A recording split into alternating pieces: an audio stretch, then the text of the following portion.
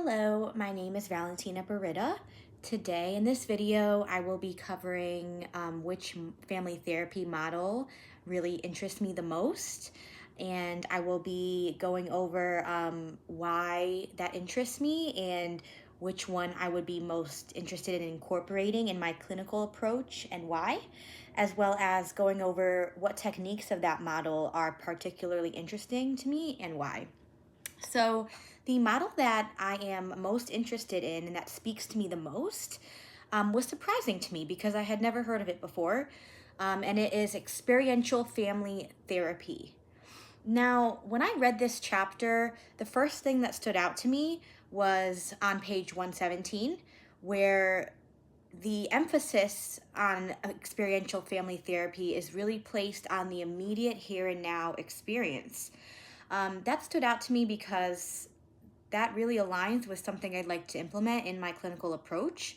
I do have a belief that looking back on the past can be helpful, but really the work that should be done in therapy is what's immediate and what's in the here and now. So that really aligns with my therapeutic approach and what I plan to implement.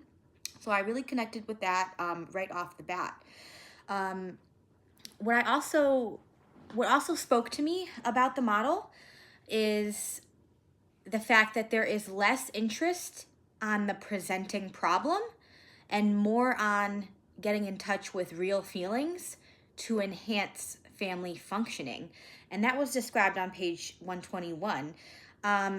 And that speaks to me because I think that especially in family therapy, there are so many dynamics at play that it can really be beneficial to focus on um, the family and the feelings within the family and enhance that family functioning. Because if I'm in a family and we're only focusing on the presenting problem, but the way that we're speaking to each other, the language that we're using does not align with, healing, then I don't think that the presenting problem can ever adequately be, addressed unless we're looking at the family members' feelings and emotions.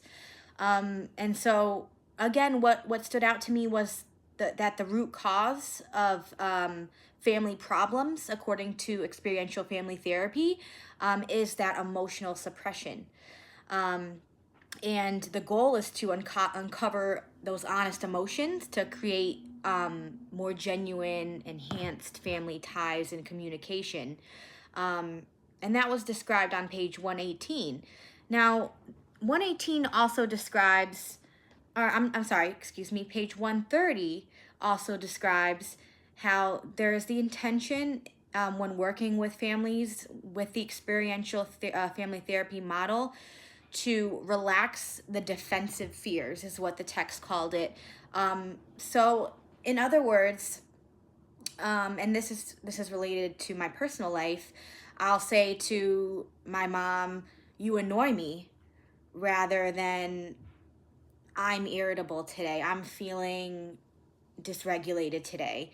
It's always I tend to point the finger, and that's where those defenses come in experiential family therapy, and that's why that really spoke to me, because it's relaxing those defensive fears so that those genuine emotions can emerge. And so I would be most interested in incorporating experiential family therapy as a model in my clinical approach because, as I said, it aligns with many of my beliefs. And once again, I truly believe that repressed emotions are what's contributing to the presenting problem. So if we can address those repressed emotions, then I think we can work on the presenting problem within the family. Um, and, relating to the techniques that were particularly interesting to me, family sculpting right away stood out. I have never heard of family sculpting. I've heard of art therapy and things of that nature. But the sculpting was quite interesting to me because it, and I would use it as a technique in my clinical approach because it uncovers those hidden emotions. So, you know, let's just pretend that I'm sculpting right now, and this is me, and this is my mom, and I place myself close to my mother and perhaps further away from my father. That can uncover a lot with unspoken words. Just through using that sculpting can really speak without words. So that's why that technique really spoke to me. But I also do like on how on page 121, Kempler says that there's no techniques, only people.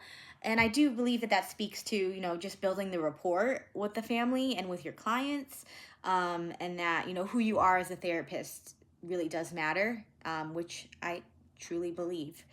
I also, you know, the model spoke to me as well in terms of Satir's use of touch as a technique.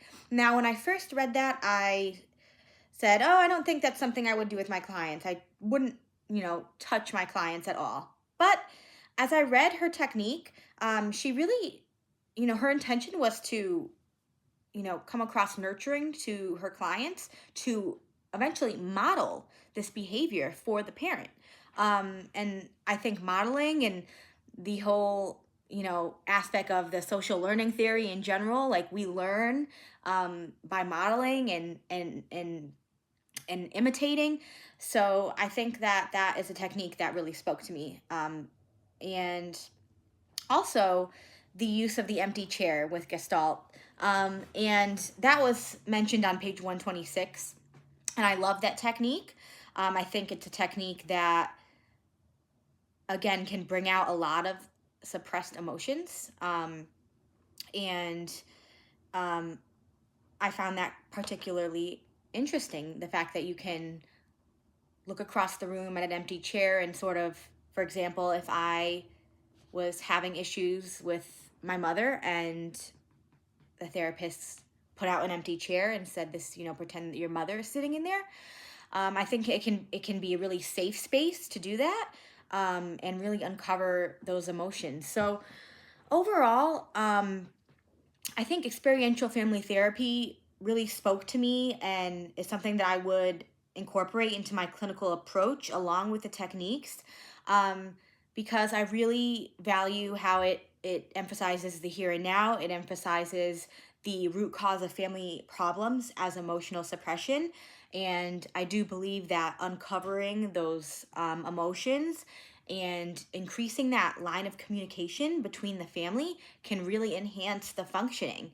And I truly believe that. And I agree with the notion that once you relax those defensive fears, that you did this, you make me feel this way, then genuine emotions, you know, as the text mentioned on page 130, genuine emotions can emerge from that. And so for those reasons, I, you know, find experiential family therapy something that spoke to me, that really interested me. The techniques, as I mentioned, are someone that I've never heard of before, that I would be interested in implementing in my clinical approach. And for these reasons, I find that experiential family therapy is one of the models that probably piqued my interest the most out of the models that we've seen so far. However, you know, a lot of the techniques in the other models, I know I'm running out of time here, so I won't speak too much to the other models. But, you know, even in the systems therapy, speaking about differentiated and undifferentiated individuals, things like that are really important in terms of being able to regulate your emotions. And those are some that also piqued my interest, but overall, experiential family therapy, for these reasons, is something that spoke to me the most and that I think I will incorporate in my clinical approach. Thank you.